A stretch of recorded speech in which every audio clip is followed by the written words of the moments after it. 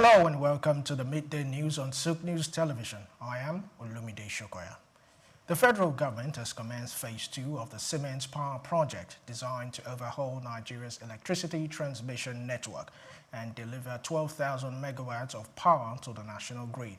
The initiative and a product of Nigeria-Germany Presidential Power Initiative follows the completion of financing agreement with Siemens Energy.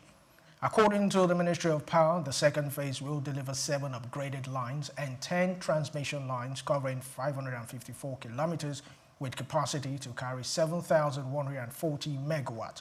The government said the equipment from the pilot stage, including 10 power transformers and mobile substation, had already boosted transmission by 1,300 megawatts with installation nearing completion. Officials confirmed Nigeria would provide counterpart funding alongside international financing to execute the project. The federal government said the upgrades will significantly reduce grid collapse, improve reliability, and expand electricity access for households and businesses. Now, Nigeria imported $518 million worth of vehicles and parts from the United States between January and June 2025, according to United States Census Bureau and Bureau of Economic Analysis data. Passengers cars dominated with $379 million, about 73%, followed by parts at $104 million, 22%, and trucks, buses, and special purpose vehicles at $35 million, 7%. Import remained steady in second quarter, with $187 million shipped in May and June combined, suggesting Nigeria could surpass $1 billion in United States vehicle imports by year-end at the current $86 million monthly average. This trend underscores Nigeria's dependence on fully built vehicles as local auto assembly remains small and fragmented. In contrast, South Africa imported $525 million worth of vehicles and parts in the same period, but 82% were parts, reflecting its stronger domestic assembly industry. Nigerian cars imports were over 6 times South Africa's $61 million, while parts imports were just a quarter of South Africa's, unlike South Africa's sharp month-to-month volatility. Nigeria demand dipped 3.2% from May to June, showing steady retail-driven consumption. The Nigeria Customs Service (NCS) has intercepted undeclared cash worth $2.209 million across major airports in Lagos, Abuja, and Kano between January and July 2025. The seizures involved foreign currencies hidden in unusual packages, including palm date and cartons of yogurt, as passengers attempted to evade declaration rules. In March, custom officers at the Kano airport seized over $1,154 million and 135,900 Saudi riyals concealed in date, which led to a court conviction and forfeiture to the federal government.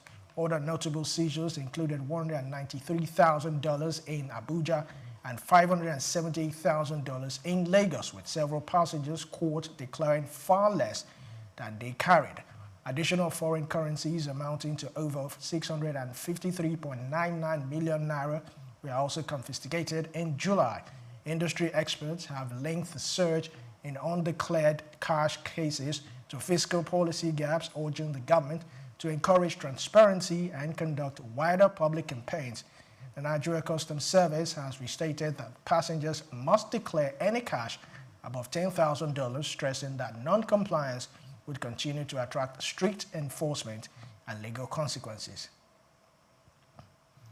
Now, the United States dollar struggled to recover on Monday after Federal Reserve Chair Jerome Powell signaled that interest rates could be cut as early as September.